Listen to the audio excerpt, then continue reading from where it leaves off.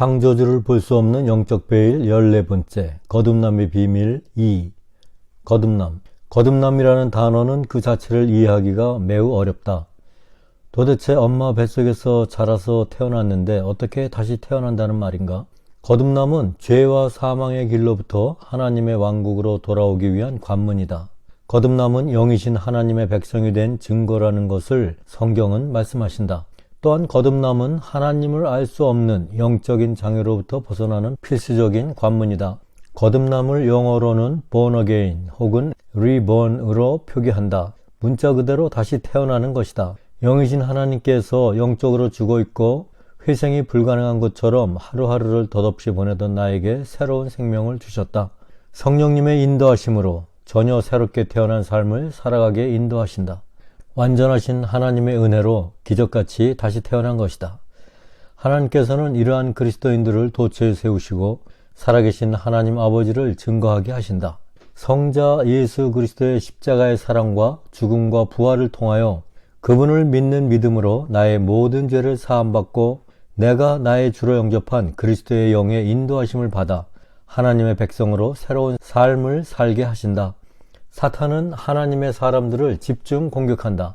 사탄은 하나님의 권능을 받아 주님의 자녀로 날마다 매 순간 승리하는 주님의 사람들을 두려워한다. 육신의 욕심을 따라 세상을 바라보며 살아가는 사람은 얼마든지 유혹하여 넘어뜨릴 수 있지만 성령님의 인도하심을 받는 하나님의 사람들은 성령님의 도우심으로 하나님의 권능을 받아 육신의 정욕과 마귀의 세력과의 싸움에서 승리하기 때문이다. 쉽게 농락하던 사람을 좌지우지 못하게 되는 것을 사탄이 가만히 두고 볼 수 없는 것이다. 이와 같이 하나님의 사람들은 사탄의 끊임없는 유혹과 집요한 방해 공작에 직면하고 있다.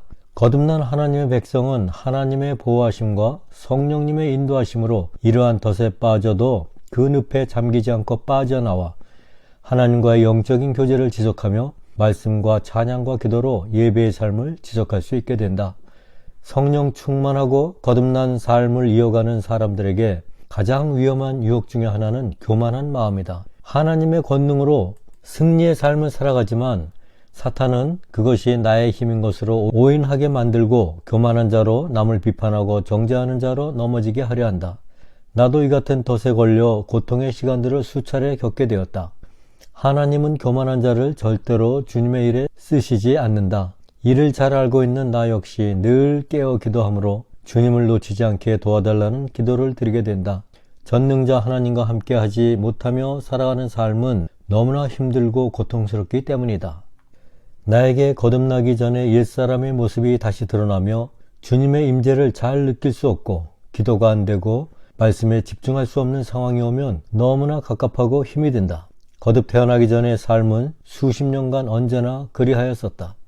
거듭남은 하나님의 초월적인 복이다. 누가복음 15장 24절 이 내 아들은 죽었다가 다시 살아났으며 그를 잃어버렸다가 찾았노라 하니 그들이 즐거워하기 시작하더라. 누가복음 15장에서 예수님의 말씀을 듣기 위하여 세리와 죄인들이 가까이 나아올 때 바리새인과 서기관들이 성경을 가르치고 리더로서 하나님의 율법을 잘 지키고 있노라고 스스로 의롭다 하며 교만에 빠져있던 자들이 예수님을 원망하며 이 사람이 죄인들을 받아들이고 그들과 함께 먹는다고 말하였다.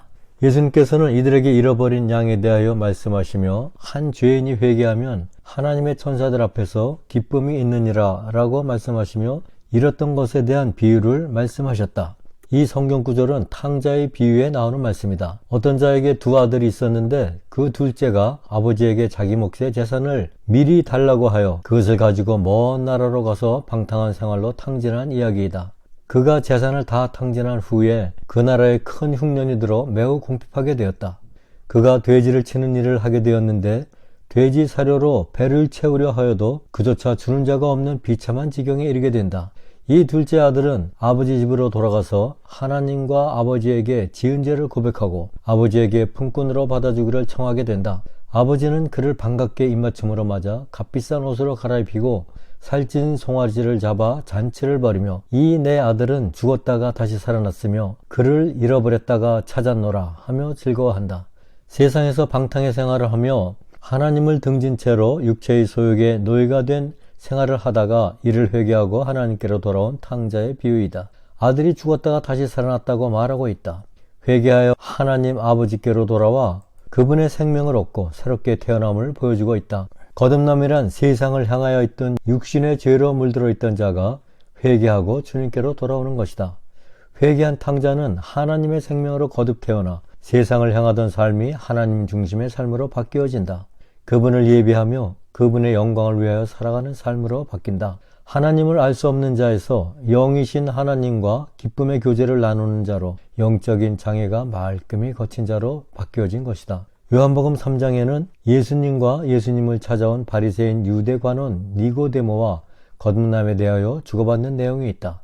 수많은 설교자들이 이 말씀을 인용하여 거듭남에 대하여 설교해 오고 있다. 요한복음 3장 3절 예수님께서 그에게 응답하여 이르시되 진실로 진실로 내가 네게 이르노니 사람이 다시 태어나지 아니하면 하나님의 왕국을 볼 수 없느니라 하시니라. 하나님 나라에 들어가기 위해서는 반드시 거듭나야 함을 예수님께서 말씀하신다. 이에 니고데모는 사람이 늙어서 어떻게 다시 날 수 있는가? 두 번째 모태에 들어갔다 나올 수 있느냐고 엉뚱한 질문을 한다. 니고데모는 유대인의 지도자요 뛰어난 율법 선생이었다고 한다. 그리고 예수께 찾아올 때 예수님은 하나님으로부터 오신 선생으로 믿는 믿음이 있었고 하나님께서 함께 하시지 않고는 그러한 기적을 나타낼 수 없다고 믿고 있었다. 유대인들의 영적인 지도자인 그가 거듭남에 대하여 엉뚱한 질문을 하는 것을 보면 그가 거듭나지 않은 상태임을 알 수 있다.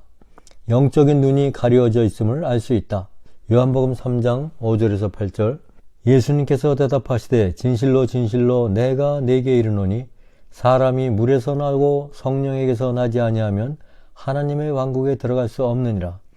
육에서 난 것은 육이요 성령에게서 난 것은 영이니 내가 네게 이르기를 너희가 반드시 다시 태어나야 하리라 한 것에 놀라지 말라. 바람이 마음대로 불매 네가 그것의 소리는 들어도 그것이 어디서 와서 어디로 가는지 알지 못하나니 성령에게서 난 사람도 다 이러하니라 하시니라. 예수님께서 니고데모에게 하나님의 왕국에 들어가려면 반드시 물과 성령으로 다시 태어나야 한다고 말씀하신다. 물과 성령은 사람마다 해석의 차이가 있을 수 있지만 넓게 보면 하나님으로부터 오는 은혜 안에 있다고 볼 수 있다. 요한복음 4장 14절 누구든지 내가 줄 물을 마시는 자는 결코 목마르지 아니하리니 내가 줄 물은 그 사람 속에서 솟아나는 우물이 되어 영존하는 생명에 이르게 하리라 하시니라. 여기에서 내가 주는 물은 우리에게 주시는 일용할 영의 양식인 말씀으로 보아도 무리가 없을 것이다. 우리는 매일 말씀을 묵상하며 말씀으로 무장하여 살아갈 때 영생하도록 솟아나는 샘물을 마시게 되므로 영원히 목마르지 않고 영원한 생명의 삶을 살아가게 됨을 말씀하신다. 성령에게서 난 것은 성령 하나님의 도움으로 거듭나는 것을 말씀하신 것이다. 물인 말씀과 성령님의 인도하심으로 우리는 세상에 속한 자에서 하나님께 속한 주님의 백성으로 거듭나게 된다. 이어서 육에서 난 것은 육이요 성령에서 난 것은 영이니 거듭나야 한다는 말에 놀라지 말라고 니고데모에게 말씀하신다. 육에 속한 것과 영에 속한 것이 세상에 속한 것과 하늘나라에 속한 것이 죄의 삶과 은혜의 삶이 거듭나기 이전의 삶과 거듭난 후의 삶으로 설명이 된다. 옛사람과 새사람의 구분이다. 성령의 바람이 임의로 부는 것 같이 성령으로 난 사람도 성령의 역사로 인하여 이루어지며 하나님의 절대적인 주권으로 우리가 알 수 없다고 말씀하신다. 거듭남은 초월적인 절대자 하나님의 주권으로 일어나는 것으로 육에 속한 우리들의 육적인 눈으로 알 수 없음을 말씀하신다.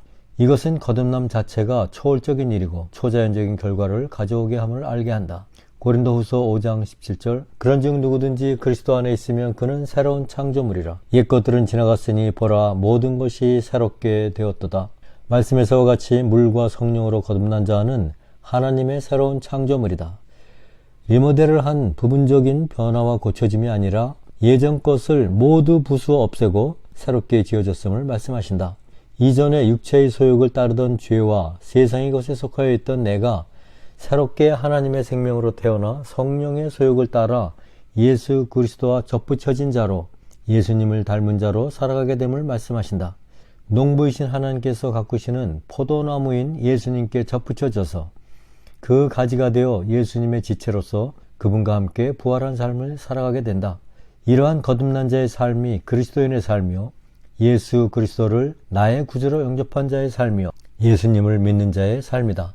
하나님의 은혜로 거듭나게 될 때 우리의 영의 눈을 가렸던 베일이 벗겨지며 삼위일체의 하나님의 생명으로 호흡하며 그분의 기쁨과 영광을 위하여 나의 삶을 드리게 된다.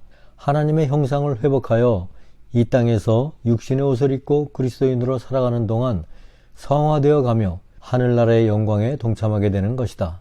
영원한 생명의 삶으로 거듭남의 삶에는 반드시 회개가 있어야 한다. 디도서 3장 3절에서 5절 우리도 한때는 어리석고 불순종하며 속임을 당하고 여러가지 정욕과 쾌락의 종이 되어 섬기며 악의와 시기 가운데 살고 증오하며 서로 미워하였으나 사람을 향한 우리의 구원자 하나님의 친절과 사랑이 나타난 뒤에 그분께서 우리를 구원하시되 우리가 행한 의로운 행위로 하지 아니하시고 오직 자신의 긍휼에 따라 다시 태어남의 씻음과 성령님의 새롭게 하심으로 하셨고 오직 그의 긍휼하심을 따라 중생의 씻음과 성령의 새롭게 하심으로 하셨나니 거듭나기 전에 우리 모습은 어리석고 불순종하며 속임을 당하고 여러가지 정욕과 쾌락의 종이 되어 섬기며 악의와 시기 가운데 살고 증오하며 서로 미워하였으나 라고 말씀하신다. 하나님의 형상으로 지음받음을 알지 못한 채 육신의 정욕과 사탄의 유혹에 따라 불순종의 삶을 살아감을 말씀하신다. 거듭남의 삶에는 이전의 삶에 대한 회개가 반드시 있어야 한다.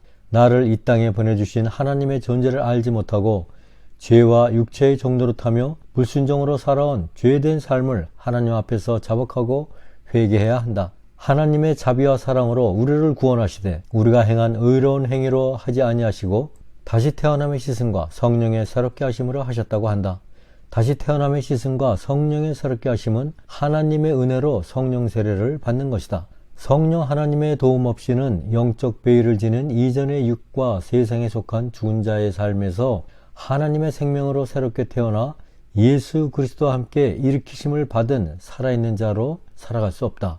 하나님을 볼 수 없는 영적인 장애로부터 회복되어 하나님께서 준비하여 놓으신 은혜의 동산에서 새로운 삶을 살아갈 수 없다.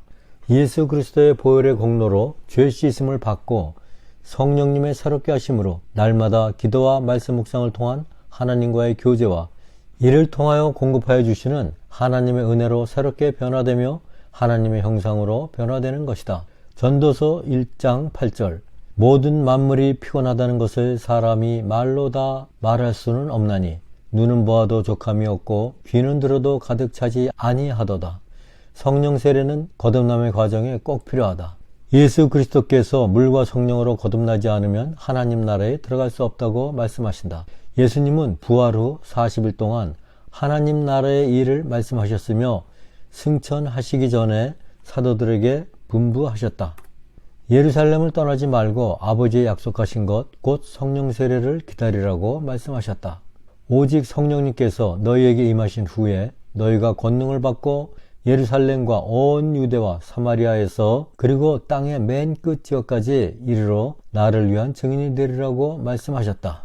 오순절날 마가의 다락방에서 이 말씀을 믿고 기도에 힘쓰며 기다리던 이들에게 성령이 임하여 성령의 충만함을 받게 되었다. 이들은 성령의 권능을 받아 살아계신 하나님의 증인이 되어 복음을 전파하였다. 이들은 성령 세례를 받고 성령의 충만함을 입었다. 창조주 하나님 아버지, 십자가에 달린 후 부활하신 예수 그리스도, 보혜사 성령 하나님에 대한 초월적인 믿음이 이들에게 임하였다. 요한복음 14장 15절에서 21절 너희가 나를 사랑하면 내 명령들을 지키라. 내가 아버지께 구할 터인즉 그분께서 다른 위로자를 너희에게 주사 그분께서 영원토록 너희와 함께 거하게 하시리니 곧 진리의 영이시라. 세상은 그분을 받아들이지 못하나니 이는 세상이 그분을 보지도 못하고 알지도 못하기 때문이라. 그러나 너희는 그분을 아나니 이는 그분께서 너희와 함께 거하시며 또 너희 속에 계실 것이기 때문이라. 내가 너희를 위로 없이 버려두지 아니하고 너희에게로 오리라. 조금 있으면 세상은 다시 나를 보지 못하되 너희는 나를 보리니 내가 살아있으므로 너희도 살리라. 그날에는 내가 내 아버지 안에 너희가 내 안에 내가 너희 안에 있음을 너희가 알리라. 내 명령들을 가지고 지키는 자가 나를 사랑하는 자니 나를 사랑하는 자는 내 아버지께 사랑을 받을 것이요 나도 그를 사랑하여 그에게 나를 나타내리라 하시니라. 보혜사 성령은 진리의 영이시요 세상은 성령을 받아들이지 못하나니 이는 세상이 그분을 보지도 못하고 알지도 못하기 때문이라고 말씀하신다. 성령 하나님은 예수 그리스도 대신 그를 믿고 따르는 자에게 임하시어 세상이 그를 움직이지 못하도록 함께 거하시며 고아와 같이 버려두지 않으신다. 이 얼마나 기막힌 사랑이요 변함없는 하나님 아버지의 언약의 성취인가. 하나님의 백성은 하나님을 안다. 성령님의 내주와 일하심으로 나의 영의 눈이 열려 가까이 서서 기다리시는 하나님을 볼 수 없던 영적인 시각장애로부터 벗어나게 된다. 이 어마어마한 축복이 예수 그리스도를 나의 구주로 믿고 영접한 하나님의 자녀들에게 주어지는 특권이다. 하늘로부터 오는 평화와 기쁨을 누리는 축복의 삶이다.